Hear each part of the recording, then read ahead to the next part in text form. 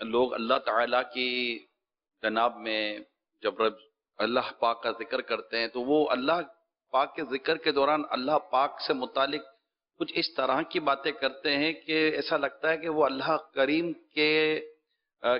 مطلب نہیں کرنا چاہیے، ان کو الفاظ نہیں ایسے بولنے چاہیے کہ اللہ پاک دیکھو یوں بھی اللہ کرتا ہے نا، اللہ یوں بولتا ہے نا، اللہ تعالیٰ اللہ کا معاملہ ایسا ہے نا، اللہ نے ایسا تھوڑی کو کہا ہے۔ تو یہ پچھلے دنوں کچھ اس طرح کی چیزیں سامنے آئی ہیں، ملاقات وغیرہ ہوتی ہیں، تو وقت وہ کچھ نہ کچھ عرض کرنے کا موقع مل بھی جاتا ہے تو کچھ لوگ یوں سمجھ بھی جاتے ہیں کہ ہاں یار یہ تو ہے، لیکن ایک تعداد ہے جو شاید اس معاملے میں سمجھنے کے لیے بھی تیار نہیں ہوتی۔ اللہ تعالیٰ کا جب ذکر کرتے ہیں ہم، اس کے تعلق سے جب کوئی بات کرتے ہیں تو اس میں کتنی زیادہ ایک احتیاط کرنی چاہیے ایک مسلمان کو۔ آپ شاید یوں بولنا چاہتے ہیں اللہ پاک یوں نہیں بولتا، اللہ پاک یوں بولتا ہے، کچھ نہ کچھ یہ اس نہیں طرح کہا۔ اللہ پاک نے یہ کہا ہے کہ خالی دین کے ہو کر نہیں رہ جاؤ، دنیا بھی ساتھ میں ہو، اس طرح کی باتیں کرتے ہیں۔ ایسا بھی ہے، ایسا بھی ہے۔ اس طرح کی جی ہاں۔ یہ کہ اللہ پاک کے بارے میں جب بھی بولے تو کنفرم معلوم ہونا چاہیے کہ واقعی اللہ پاک نے ایسا فرمایا ہے۔ جان بوجھ کر اللہ پاک کی طرف کوئی بات منسوب کرنا یہ جائز نہیں ہے، اور سرکار صلی اللہ علیہ وسلم کی طرف بھی منسوب کرنا جائز نہیں ہے، یہ گناہ کے کام ہے۔ فمن اظلم ممن افترا علی اللہ کذبا، یہ آیت ہے قرآن کریم کی۔ اس سے بڑھ کر ظالم کون کہ جو اللہ پاک کی طرف جھوٹی بات منسوب کرے، یہی کہ اللہ نے یوں بولا، اللہ نے بولا بولتے ہیں، بعض وہ اس میں جھوٹ ہوتا ہے۔ اب یہ اللہ نے کب کہا ہے کہ دین کے ہو کر مت رہ جاؤ، دنیا کو بھی ساتھ رکھو، کہاں کہا ہے اللہ پاک نے؟ تو پھر مثال دیں گے، ربنا آتنا فی الدنیا حسنۃ وفی الآخرۃ حسنۃ وقنا عذاب النار۔ دیکھو اللہ نے پہلے دنیا کا بولا کہ دنیا کا خیال رکھو، بعد میں دین کا۔ نعوذ باللہ من ذالک۔ نہ ترجمہ آتا ہو قرآن کریم سے، اس طرح اپنی سڑی ہوئی کھوپڑی سے استدلال کرنا حرام، جہنم لے جانے والا کام۔ تو یہ کہ بالکل چلا رہے ہوتے ہیں، اور یہ بڑے بوڑھے جو ہوتے ہیں نا، یہ مفتیوں کے بھی مفتی ہوتے ہیں۔ اگر کسی مفتی کا قول یہ بات بھی بتاؤ نا، مولانا وہ کیا سمجھ پڑے، ہم نے کوئی دھوپ میں سفید بال نہیں کیے،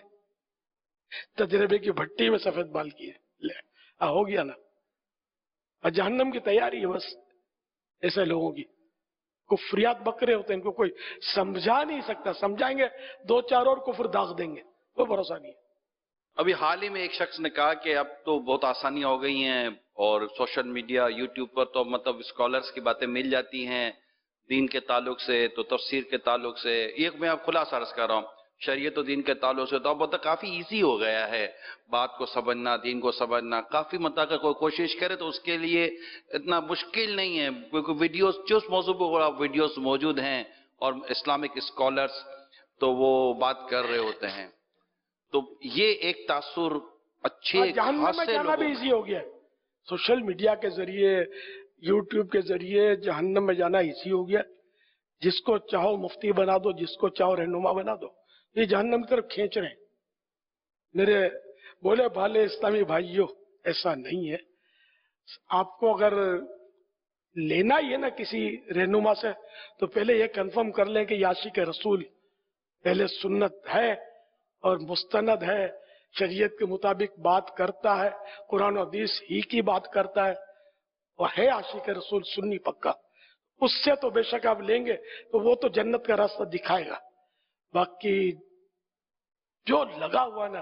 سوشل میڈیا پہ، جو منڈی یا منڈا لگا ہوا ہے نا، یہ تو مطلب آخرت کے لیے تباہ کار لگا ہوا ہے۔ جس کی جو سمجھ میں آتا ہے وہ اسلام کی تعویل کر رہا ہے، اور جو سمجھ میں آتا ہے وہ مسئلہ بیان کر رہا ہے۔ جس کو دیکھو وہ بالکل یہ کھول کے بیٹھے ہوئے اور سوالات کے جوابات دے رہے ہوتے ہیں۔ اب متاثر کرنا بہت آسان ہو گیا، یعنی یوں سمجھیے کہ ایک شخص اب کسی کے سامنے قرآن کریم کھولے اور پھر یا اس کے سامنے بخاری شریف کی کتاب کھلی ہو،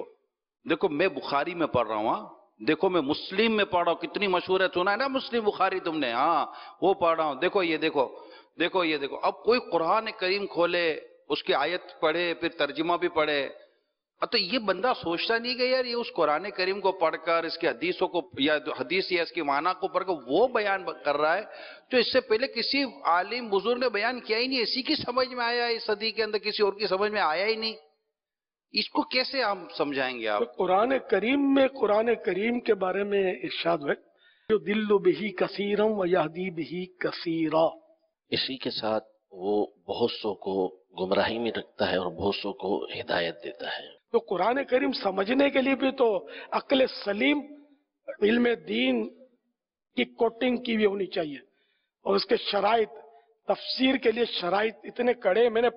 جب دیکھے تو شرائط تو میں سر پکڑ لیا کہ یہ گلی گلی مفسر بیٹھے ہوئے، ان کو کوئی روکنے والا نہیں ہے، اس کو دیکھو ادھر درس قرآن ہو رہا ہے، ادھر درس قرآن ہو رہا ہے، ان کو پوچھا جائے کہ تفسیر کے شرائط کتنے اور کون کون سے،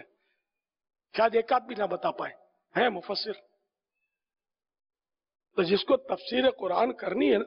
کم از کم وہ قرآن اچھی طرح پڑھ سکتا ہو، اردو اچھی طرح پڑھ سکتا ہو، وہ جو لکھی ہوئی تفسیر ہے، مثال کے طور پر تفسیر صراط الجنان، وہ دیکھ کر پڑھنے کی صلاحیت رکھتا ہے تو وہ پڑھ کر ایز اٹ از پڑھ کر تو سنا سکتا ہے، کیونکہ چنانچہ کرنے کی شریعت اس کو اجازت نہیں دے گی کہ اس کا مطلب یہ ہے، اس کا مقصد یہ ہے، اس کا خلاصہ یہ ہے، اس کا مفہوم یہ سب کرنے کی ظاہر کی ضرورت نہیں ہے، جو لکھا ہوا پڑھ کے سنا دو۔ صلو علی الحبیب صلی اللہ علیہ محمد۔